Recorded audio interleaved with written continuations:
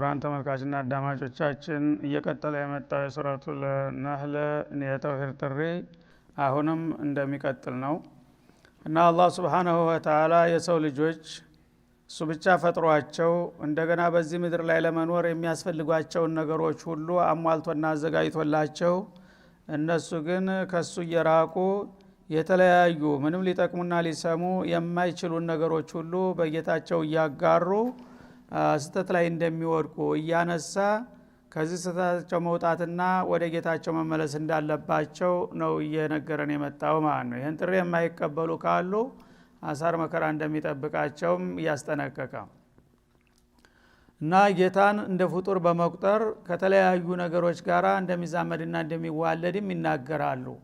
ከዛ ደግሞ ይባስ ብለው ከወንድ ልጅ አልፈው ሴት ልጆች አልመላእክቱ በናቱላህ መላእክቶች የአላህ ሴት ልጆች ናቸው እያሉ ለራሳቸው የጠሏቸውን ሴቶች ለኔ እንደገና ያደርጋሉ ይላል። እነሱ የሚፈልጉትና የሚመርጡትን ወንድ ልጆችን ያስቀድማሉ፣ እኔ ግን እንደገና የሴት ልጅ አባት ያደርጉኛል ይላል።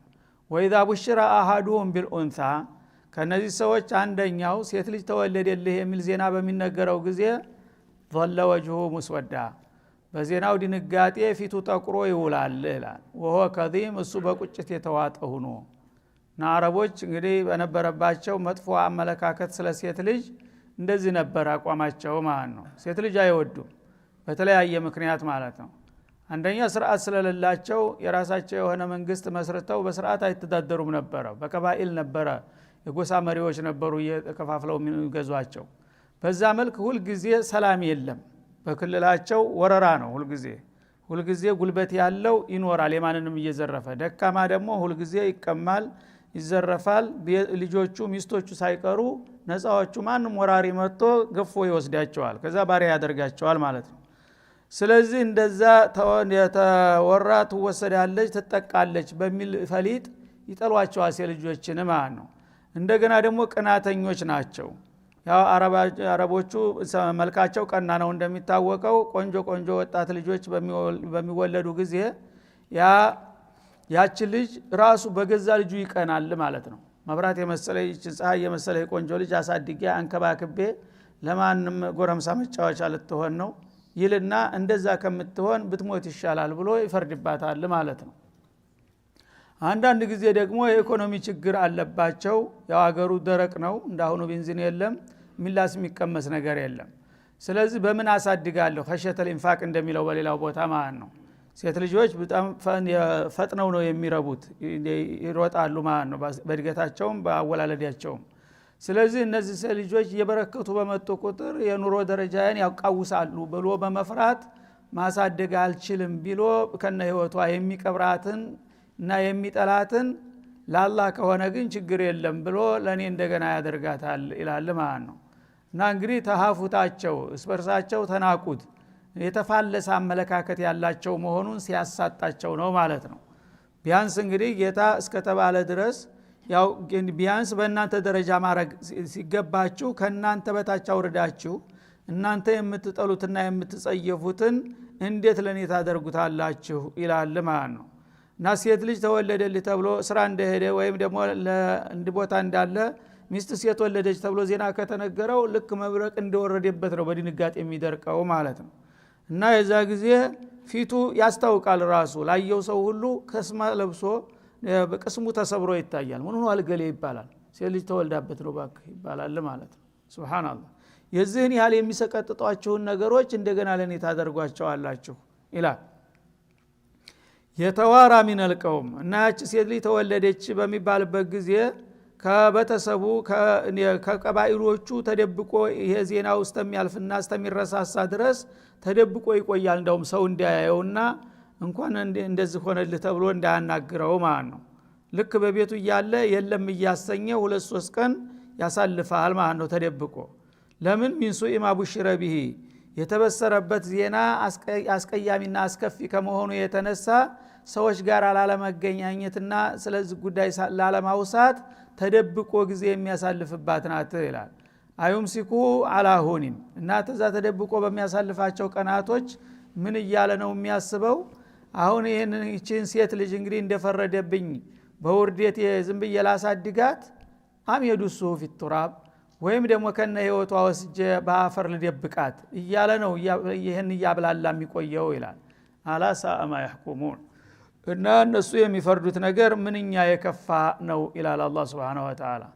እንግዲህ ልክ ማአት ነገር ከአውሬ እንደተወለደበት ኑር የመሰለች ሴት ልጅ ስለተወለደችለት ይህችን እንግዲህ ሴት ልጅ እንደ ጉዴን እንዲያሸከመኝ አንዴ እንደፈረደብኝ እንደምንም ብዬ በቃ ላሳድጋት ይሆን ወይስ የቀብሪያት ልገላገል እያለ ነው የሚያስበው ማለት ነው። በዚህ መልክ የሚጨነቅላት የሆነችውና የሚጠላትን ሴት ልጅ እንደገና ጌታ ሴት ልጅ አለው ይላሉ ይላል። አመዱ ሱፊ ተራቢ ማለት ወእድና ደርጋት ወይደል መኡደቱ ቁቲለት እንዳለው ደግሞ አገዳደላቸው በጣም የሚሰቀጥጥ ነው ማለት ነው። በጦር መሳሪያ ቢገሉ ይሻል ነበር። ከነ ህይወቱ እየጮኸች ጉድጓድ ቆፍረው እያየች ጎትተው ወስደው ከነ ህይወቱ አይጨምሯታል። እዛ እየጮኸች አባባ ማማ እያለች በለዋ ላይ አፈር ይችልስባታል ማለት ነው። እንደዛ የሚያደርጉ አረመኔዎች እንግዲህ ሴት ልጅን በጣም እጅግ አጥብቀው ከመጠላታቸው የተነሳ ነው በዛ መልክ የሚጠሏትን እንደገና ለኔ የጌታ ሴት ልጅ አለው እያሉ ይናገራሉ ይላል።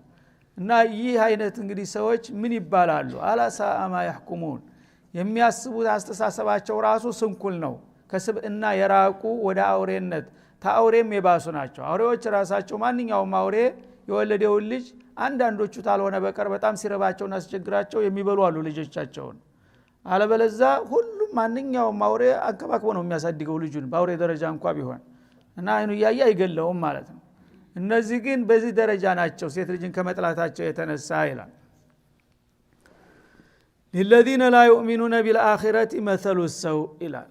እነዚህ እንግዲህ ቢነገሩ ቢመከሩ የቂያማ ቀን ጉዳይ ሰው ተሞተ በኋላ የመነሳትና በሰራው ስራ የመጠየቅ የመመንዳት ጉዳይ የማይዋጥላቸውና የማያምኑ የሆኑት ደንዳናና ደረቆች ይላል። مثل السوء ለነሱ መጥፎ ምንዳላቸው። ያው እንግዲህ ብዙ ጊዜ ደጋግሜ ነግሬያቸዋለሁ መክሬያቸዋለሁ። ከብልግናቸው የማይታረሙና ከስተታቸው የማይመለሱ ከሆነ መጥፎ ምንዳ ነው የሚጠብቃቸው ወይም መጥፎ ታሪክ ነው ወደ ኋላ የሚከተላቸው። በሚሰሩትና በሚያወሩት ነገር ሁሉ እየተኮነኑ እየተወገዙ እንዲኖሩ እናረጋቸዋለን ማለት ነው። ወሊላሂ المثل الأعلى ለአላህ ግን Subhanahu Wa Ta'ala الصفات العليا የላቁና የተመረጡ የሆኑ ባህሪያቶች አሉ። እነሱ የአላህን ክብር ሊያጎድፉ ቢሞክሩም ለራሳቸው ይጠፋሉ እንጂ እኔ ግን ምን ጊዜም ቢሆን ማንም ባለጌ የፈለገውን ቢዘላብድ ምንም እንከን የሌለኝ ጌታ ነኝ። ምርጥና ብርቅ የሆነ ሲፈት ሁሉ ነው የኔ ባህሪ እንጂ እነሱ እንደሚሉት የድክመትና የጉድለት ምልክቶች እኔን አይመለከቱኝም በማለት ራሱን በራሱ ያወድሳልና ያጠራል ማለት ነው። ወሆል አዚዝ እና እሱ ደግሞ ሁሉ ነገር አሸናፊ ነው። እንደገና አልሐኪም በስራው ደግሞ ስተትና ድክመት የሌለበት ፍጹም ጥበበኛና አስተካካይ የሆነ ጌታ ነውና ስለዚህ ለራስህ ብትል አስተካክል እንቢ ታልክ ግን እኔን የምትጎዳኝ ነገር የለም። እኔ የፈለገው ሰው የፈለገውን ነገር ሊለጥፍብኝ ቢሞክር አይጠጋኝም። ንጹህ ነኝ ፍጹም ነኝ። እናንተ ግን በወንጀላችሁና በጥፋታችሁ ተጎጆች ትሆናላችሁና ያ ከመሆኑ በፊት ነገሩን አስቡበትና ተስተታችሁ ለመውጣት ሞክሩ በማለት ጥሪውን ያቀርባል አሁንም ማለት ነው። ወለው يؤاخذ الله الناس بظلمهم አላህ ደግሞ Subhanahu Wa Ta'ala የሰው ልጆችን በጥፋታቸውና በወንጀላቸው እለት በለት እዚሁ ዱንያ ላይ ሊበቀላቸውና ሊቀጣቸው ቢፈልግ ኑሮ ቢይዛቸው ይላል አያደርግም እንጂ ለيؤاخذ الله الناس بجرائمهم العقدية والسلوكية በእምነት ስተታቸውም ወይም ደግሞ ባሰራራቸውም በሚፈጽሙት ወንጀል ሳቢያ አላህ እዚሁ ዱንያ ላይ እለት በእለት ተከታተለ ዋጋቸውን መስጠት አለብኝ ብሎ ቢከታተልና ቢይዛቸው ኑሮ ማተረከ አላ ظهرها من دابة በዚህ ምድር ላይ ማንኛውንም ተንቀሳቃሽ ነገር ሊተው ባልቻለ ነበር ይላል ማለት ነው። እና እንግዲህ አላህ ሐሊም ላ ያዕጀል ነው የማይቸኩል የሆነ ጌታ ነው ታጋሽ ነው። እንደናንተ ጥፋትና ክፋትማ ቢሆን ኑሮ በምትሰሩት ስራ ሳቢያ እዚሁ ዱንያ ላይ ራሱ ተሳችሁን ላጠፋችሁ ተገባችሁ ነበር ይላል ማለት ነው። ግን አላህ ይሄን አያደርግም። ለምን? ታጋሽ ስለሆነ ሁሉንም ነገር ቀጠሮ ይዞለታል። ቀጠሮ በሚደርስ ጊዜ ነው እንጂ ማንም አጥፊ ባጠፋ ቁጥር ሩጦ እለት በእለት አደጋ ሊጥል አይፈልግም ማለት ነው። እንደናንተ ቢሆን ግን የሚገባችሁ ተናንተ አልፎ በመድር ላይ የሚገኙ ነፍሳትና እንስሳት እንኳን ሳይቀሩ በሙሉ መጥፋት ነበረባቸው ይላል። እንግዲህ በእናንተ ጦስ በመድር ላይ ያለ ፍጡር ሁሉ በሙሉ ሊጠፋ በተገባው ነበር ይላል። ለምንድነው ይሄን ያለው? በመድር ላይ ያሉ ከሰውና ከጅን ሌላ ያሉ ፍጡሮች ብዙዎቹ እንስሳትና ነፍሳት ናቸው። አቅል የላቸውም፣ ሙከለፍ አይደሉም። ወንጀል እንደሰራችሁ ተብለው አይጠየቁም። ኸይር ስራም ተዋችሁ ተብለው አይኮነኑም። ግን ለምንድነው የተገኙት? በመድር ላይ ያሉ ፍጥረታቶች በሙሉ ለሰው ልጅ አገልግሎት እንዲሰጡ ነው፣ ሰውን እንዲخدሙ ነው የተፈጠሩት። ሰው ባለቤታቸው ወንጀለኛ በሚሆንበት ጊዜ ወንጀለኛው መጥፋት ይኖርበታል በወንጀሉ ማለት ነው። እሱ ተጠፋ ደግሞ ምን ታረጋለህ አንተስ? ባለቤት ሄዷል ብዬ እሱንም አብሬ ጠርገው ነበር። በሙሉ በመድር ላይ ያሉ ነፍሳት ይጠፉ ነበር። خلق لكم ما في الارض جميعا እንደሚለው ሰውን የፈጠረው وما خلقت الجن والانس الا ليعبدون እና ሰዎችና አጋንንቶችን የፈጠርኩበት ዋነኛው ዓላማ እኔን ጌታቸውን አውቀው እንዲገዙ ነው የሚለው። ይህንን እንግዲህ ጌታቸውን አውቀው ለመገዛት በሚስማሙ ጊዜ ለመኖር ደግሞ የሚያስፈልጋቸው ጦለባት አላቸው። ያንን የሚያስፈልጋቸውን ነገር ካላሟላሁላቸው ደግሞ ጡምእኒና ያገኙ የሚበሉት የሚጠጡት የሚለብሱት የሚያጌጡት ነገር ያስፈልጋቸዋል። ለዛ خلق لكم ما في الارض جميعا ይላል። እናንተ እኔን ጌታችሁን ወቁና ለኔ አገልጋዮች ሁኑ። ከዛ ውጭ ያለውን ግን እኔ ለኔ ተውት፣ ሁሉን ነገር እኔ ያሟላላችኋለሁ ብዬ ለእናንተ ኺድማ ነው ዓለምን በሙሉ የሰኸርኩት ነው የሚለው። ታዲያ እናንተ በጥፋታችሁ መጥፋት ካለባችሁ በመድር ላይ ያሉ ነፍሳትና እንስሳት ሌሎችም አዝርትና ተክል በቆልቶች ሳይቀሩ በሙሉ ይጠፉ ነበረ። ደግነቱ አላህ ስለማይቸኩል ያው ከነጉዳጉዳችሁ እየቀለበ ይዟችሁ ይስታውን መጥቷል ማለቱ ነው እንጂ እንደናንተ ቢሆን ኑሮ ከናንተ አልፎ ወንጀሉ በመድር ላይ ለሚገኙ ፍጥረታቶች ሁሉ ጥፋት ባስከተለ ነበር በማለት ያስጠነቅቃል ማለት ነው። ወላኪን يؤخرهم ግን ሰዎችና ጅኖች ምንም ያህል ቢያጠፉና ቢያከፉ አላህ Subhanahu Wa Ta'ala ረጅም ቀጠሮ ይዘላቸዋልና እዛ ቀጠሯቸው እንዲደርሱ ያዘገያቸዋል ይላል። ያበላ ያጠጣ ያው ትውልድን በትውልድ እየተካ ቀጠሮ እስከሚደርስ ዝም ብሎ ይቀጥላል እንጂ ባጠፋ ቁጥር እለት በእለት የበቀልት ዱላ ይሰነዝርባቸው ማለት ነው። ኢላ አጀል ሙሰማ ኢላ ወቅት ሙሐደዲን ማለት ነው። አላህ Subhanahu Wa Ta'ala አስቀድሞ ያወቀውና የወሰነው ቀጠሮ አለና እዛ ቀጠሮ እስከሚደርስ ድረስ እያንዳንዳችሁ እየቀለብኩኝ እንድትቀጥሉ አድርጋችኋለሁ። በግልም ደረጃ ቢሆን ማንም ሰው አጀሉ ካልደረሰ አይሞትም ማለት ነው። በኡመትም በህዝብም ደረጃ ቢሆን አንድ ኡመት የተመደበለት ክፍለ ጊዜ አለው። ያ ክፍለ ጊዜውን ሳያጠናቅቅ ለሌላ ትውልድ ለቆ አይሄድም ማለት ነው። فاذا جاء اجلهم ሰዎች ግን ያ የተያዘላቸው ቀጠሮ ዕለት በሚደርስ ጊዜ በተናጠልም ሆነ በጋራ لا يستخرون ساعه ያችን የተሰጣቸውን ክፍለ ጊዜ ታጠናቀቁ የሆነ ለህዟ ነገር እንኳን ሊዘገዩ አይችሉም። ተዛ አልፈው ሊሄዱ ማለት ነው። ولا يستقدمون ወይም ደግሞ አይቀድሙም ይላል ማለት ነው።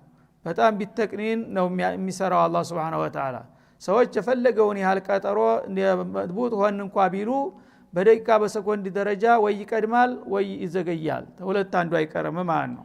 አላህ ግን Subhanahu Wa Ta'ala ለዓለም ህዝብ ለእያንዳንዱ የሰጠው እድሜ ያለው የተመደበለት ጊዜ አለ።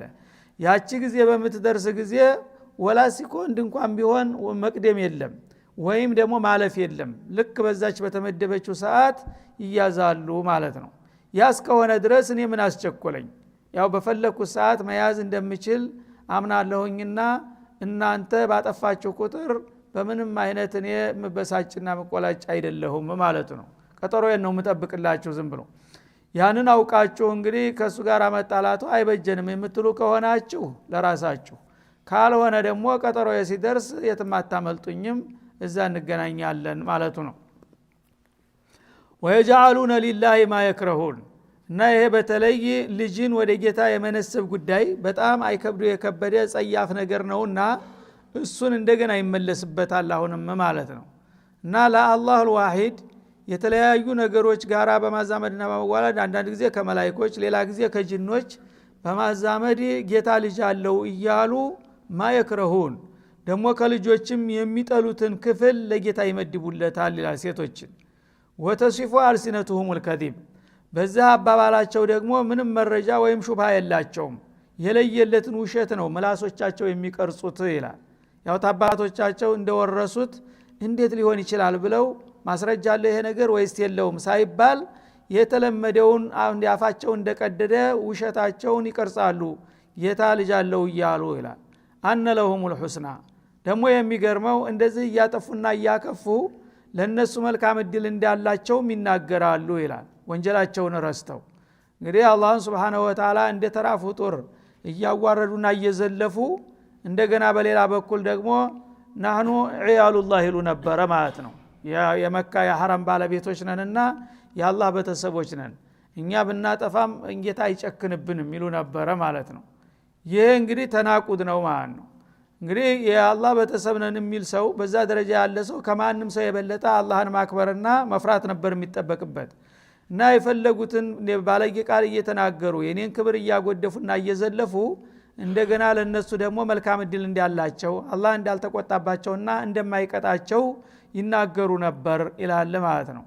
ላ ጀረማ አነ ለሁም النار ላ ሸክ አነ ለሁም النار እነዚህ አይነት ጥፋተኞችና ክፋተኞች በዚህ ጀሪማቸው አንፃር ለነሱ እሳት ነው የሚገባቸው ይላል ማለት ነው። ወይም ላ ጀረመት አሁን ቀደም ተደጋግሞ እንዳለፈው ሐቀን የሚል ነው ዋናው ተፍሲሩ ማለት ነው። ሐቀን አነ ለሁም النار እነሱ ይሄንን እንግዲህ የተፋለሰ አስተሳሰባቸውን እስካልተውና ወደ ተውሂድ መስመር እስካልተመለሱ ድረስ የማረጋግጥላቸው ቢኖር ለነሱ ጀሃነም ተገቢ ናት እንጂ ለነሱ መልካም እድል አይገባቸውም ይላል ማለት ነው። ወአነሁም ሙፍረጡን እነሱም ደግሞ ጀሃነም ውስጥ ተጣሉ በኋላ እስከ ወዲያው ድረስ በዛ ውስጥ ተወሩረው የሚቀሩ ናቸው እንጂ የሚወጡም አይሆኑም መውጫ የላቸውም ይላል። መትሩኩነ ፊ ቀዕሪ ጀሃነም በጀሃነም ጉድጓድ ውስጥ ተወሩረው እስከ መጨረሻው ድረስ ሲማቅቁ ይኖራሉ። መቅጣትስ ቢሉስ መቅጣት ነው ለተወሰነ ጊዜ ለአመታት ወይም ለዘመናት ሳይሆን አበደል አቢዲን በዛ ውስጥ እንደሚቀሩ ነው በማለት ያረጋግጣል ማለት ነው። ነላህ ላ የግፊሩ አን ዩሽረከ ቢሂ ወየግፊሩ ማ ዱነ ዛሊክ የማጋራትን ወንጀል አላህ በምንም አይነት አስተያየት ሊያረግለትና ሊምረው ሊያልፈው አይፈልግም ማለት ነው። በመሆኑም እነሱ በሽርክ ተዘፍቀው ህይወታቸውን እስካሳለፉ ድረስ እነሱ የጀሃነም ማገዶ ናቸው። የጀሃነም ማገዶን በሚሆኑበት ጊዜ ደግሞ ተቃጥለው አመድ ሆነው የሚጠፉ አይደሉም ወይም ደግሞ የሚወጡም አይደሉም። በዛ ውስጥ ለዘላለም ሲቃጠሉ ይኖራሉ እስከ ወዳው ድረስ ይላል ማለት ነው። ተላህ እና በጌታ በአላህ እምላለሁ ይላል። አሁንም መልሶ ለቀድ አርሰልና ኢላ ኡመም ሚን ቀብሊክ ካንተ በፊትም ወደ ነበሩት የተለያዩ ህዝቦች መሰል የሆኑ ነብያቶችን ደጋግመን ስንልክ ቆይተናል ይላል። እና አንተ የመጨረሻ ነብይ እንጂ የመጀመሪያው አይደለም ማኩንተ ቢድዓ ሚን الرسل እንደሚለው እና በጌታ ምን ሊያረጋግጥልሃለሁኝ ይሄንን ቀደም ሲል የተነገሩትን የተውሂድ አንኳሮች ለሰው ልጆች እንዲነግሩና እንዲያስተምሩ በርካታ ነብያቶችን ወደ ተለያዩ ህዝቦች ስንልክ መቆየታችን ይታወሳል ይላል። አንተም በተራህ እነሆ መተህ የጌታን ማንነትና ምንነት ለሰዎች እንድታሳውቅና እንድታስጠነቅቅ ልከናሃል። አንተ ደግሞ የተላከው የቀደምት ነብያቶችን ፈለግ ተከትለህ ተውሂድን ለመቀጠል እንጂ እንደገና የነሱን ሽርክ ለመባረክ እና ለማጽደቅ አይደለም ማለቱ ነው። እና ለቀድ አርሰልና ኢላ ኡመሚን ወደ ተለያዩ ህዝቦች ወላሂ በእርግጥ ልከናል የተለያዩ ነብያቶችን ከነብዩላህ ኑህ ጀምሮ እስከ መጨረሻው ድረስ ማለት ነው።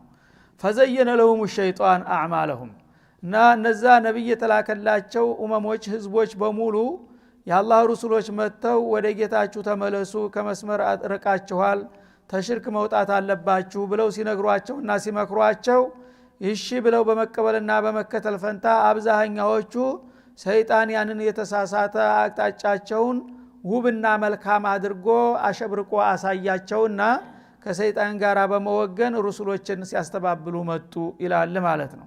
እንግዲህ የሰው ልጅ የሚጠበቀው ረሽና ተሳሳች እንደመሆኑ መጀመሪያ ቢያጠፋ ቢሳሳት አያስገርምም። ግን ወገን መጥቶ አረ ተሳስተናል መንገር ስተናልና እዛ ቀርቷል ዋናው መስመር ወደዛ መመለስ አለብን ወገኖቼ በሚል ጊዜ እሺ ብሎ መመለስ ነበረበት የሚጠበቅበት። ግን የአላህ ረሱሎች በሚመጡ ጊዜ ወደ መስመር ወደ ተውሂድ መስመር ተመለሱ ሲሏቸው በጣም ጥቂቶቹ ካልሆኑ በስተቀር አብዛኛዎቹ ያንን ከአባቶቻቸው የወረሱትንና የተቀበሉትን ነገር ላለመተው ከሰይጣን ጋር ወግነው የአላህን ረሱሎች ይቃወማሉ ማለት ነው።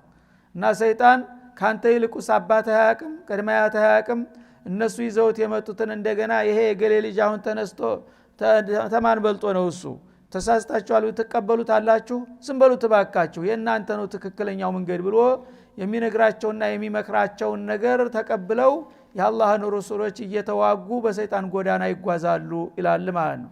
እና فزين لهم الشيطان اعمالهم الخبيثه من الشرك والكفر والفسوق እና የተለያዩ በጌታ ማጋራትን የመካድን የብልግናን ስራ በሙሉ እንደ ቅዱስ ተግባር አድርጎ ጣዖቶችን እየገነቡ በዛ ዙሪያ እንዲያጀበጭቡና እንዲያጅቡ ያደርጋቸዋል ያስተባብራቸዋል ይላል።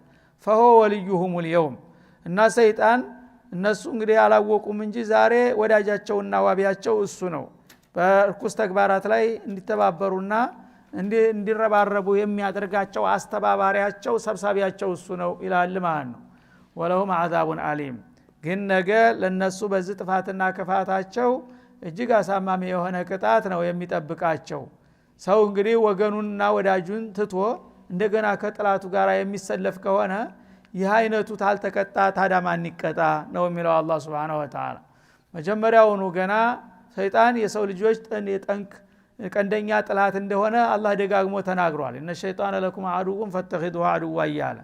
ስለዚህ የአላህ ረሱሎች መጥተው የአላህን ኑር መብራት ይዘው መጥተው በዚህ ነው ትክክለኛው መንገድና ናቶሎ በዚህ እንሂድ ሲለው አንተ ምንድነህ ዞር በልብሎ እንደገና ከሰይጣን ጋር የሚወግንና ሰይጣን የሚሰጠውን መመሪያ የሚቀበልና የሚመርጥ ከሆነ ለጊዜው እንግዲህ ከሰይጣን ጋር ተወገነ እሱ ነው መሪው ማለት ነው። ሰይጣን ጋር ደግሞ መስመር የከፈተ ሰው መጨረሻው ግቡ ምን ይሆናል? ወለሁም አዛቡን አሊም ሲኦልናት የምትጠብቀውና አሳማሚው ቅጣት ለነሱ እንደሚሆን ነው በማለት ያስጠነቅቃል። እና ያ በኒ አደም አለም አሃዲ ኢለይኩም አላ ተዕቡዱ ሸይጣን ኢነሁ ለኩም አዱው ሙቢን ይላል።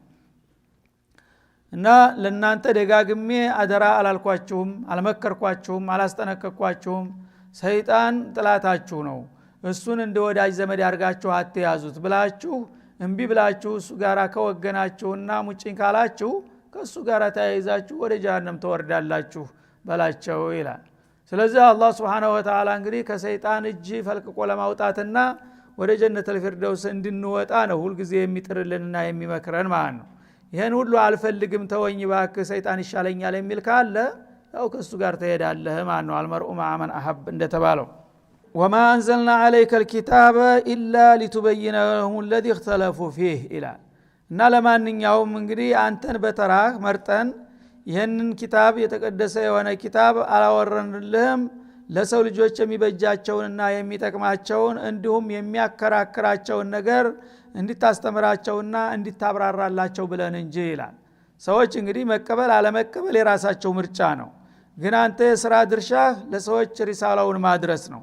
አንተን የመርጠን አላክንህም ወደ ሰዎች ያን የተላክበትን የቁም ነገር ይዘህ መጥተህ ለሰዎች እስከዛሬ መሪና አስተማሪ ባለመኖሩ እኩሉ ተውሂድን ሲናፍቅ ሌላው ደግሞ ተሰይጣን ጋር ወግኖ በሽርክ ሲዘፈቅ ቆይቷልና በዚህ እንግዲህ በአስተሳሰብ የተከፋፈሉትንና የዘባረቁትን ህዝቦች ወደ ትክክለኛው አቅጣጫ አሰባስበህ እውነቱን እንድነግራቸውና እንድታስተምራቸው ብለን ነው የላክንህ ይላቸዋል።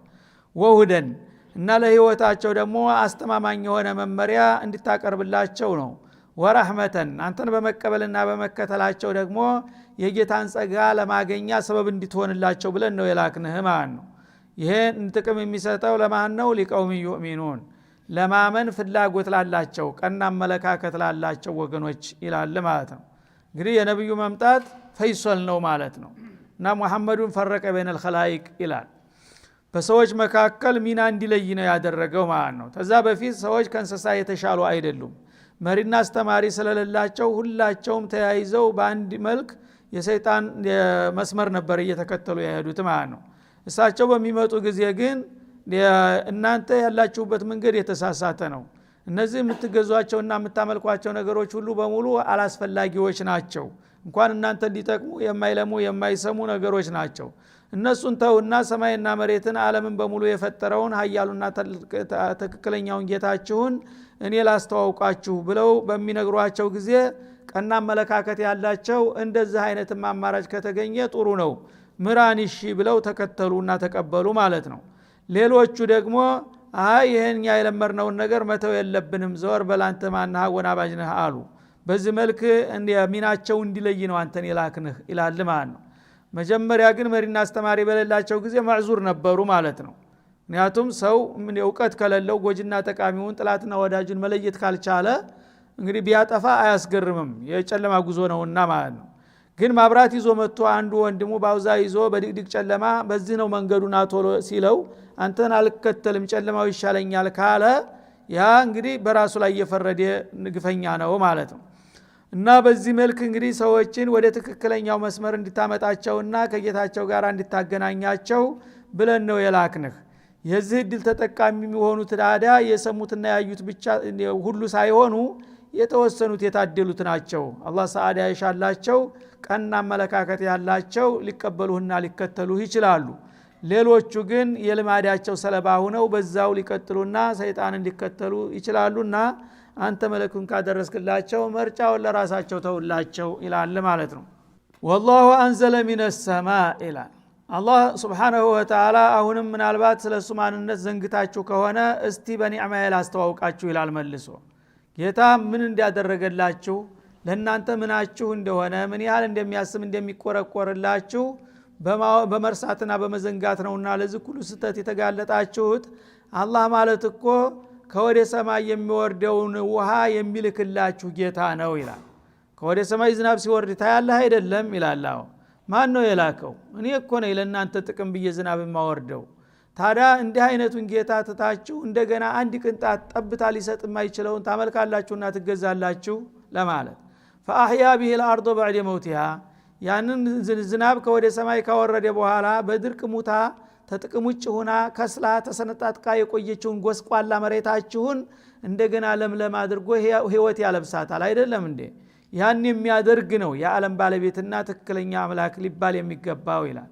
እነ ፊ ذلك እና ተናንተና ደርቆና ተሰነጣጥቆ የነበረውን መሬት ዝናብ አውርዶ የተለያዩ አዝርቶችንና አትክልቶችን አብቅሎ አረንጓዴ ሻማ የሚያላብሳት የሆነው ጌታ ይሄ ነው እንግዲህ አቅል ላለው ሰው ትክክለኛ አምላክ ሊባል የሚገባው።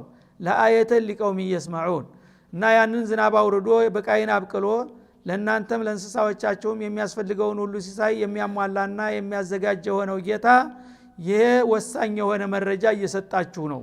ለጊዜው ምግብ መመገባችሁ ብቻ ሳይሆን ማንነቱን ለማሳወቅ ነው ይህንን ተአምር የሚልከው ማለት ነው። ሊቀውም ይስማዑን እና እነዚህም መረጃዎች የሚያገለግሉት የህሊና ልባቸውን ከፍተው ለሚያዳምጡ ሰዎች ነው። ለደንቆሮችና ለልግመኞች ይህም ምንም አይመስላቸውም። በተፈጥሮ ዝም ብሎ ዝናብ ወረደ፣ ያው ፀሐይ ባህሩን ሲያቃጥለው ወደ ላይ ተኖ ተነሳ፣ እንደገና አየሩ ሲያቀዘቅዘው ተመልሶ ዘነበ፣ እንደዚህ ነው ተፈጥሮ ይላል ማለት ነው። መጀመሪያ ባህሩን መሬት ላይ ያስተኛው ማን ነው? እንደገና በማን ፀሐይ ነው ተኖ ወደ ላይ እንዲወጣ ያደረገው? ከዛ ሳቀዝቃዙን አየር ማን ነው ያመጣው ለሚለው ጥያቄ ግን መልስ የለም ማለት ነው። አላህ Subhanahu Wa Ta'ala ውሃውንም የፈጠረው እንዲተንም ያደረገው ቀዝቅዞ እንዲመለስም ያደረገው እሱ ነው። ተጌታ ያመለጥን መስሏቸው ነው እንግዲህ ለመሸወድ የሚተበትቡት ማለት ነው። መጀመሪያ አላህ Subhanahu Wa Ta'ala እነዚህን ሁሉ አስባቦች የፈጠረና ያዘጋጀ ነውና ይሄንን እንግዲህ ለማዳመጥ ፍቃደኛ ለሆኑት ቀና አመለካከት ላላቸው ሰዎች እነዚህ ሁሉ ለጌታ ምንነትና ማንነት ተጨባጭ መረጃዎች እኮ ናቸው። በዚህ እየተረዳችሁ ወደ ጌታችሁ መመለስ ነው የሚበጃችሁ ይላል። ወሰለላሁ ዐለይሂ ወሰለም ወኢላ ሊቃኢን አኺር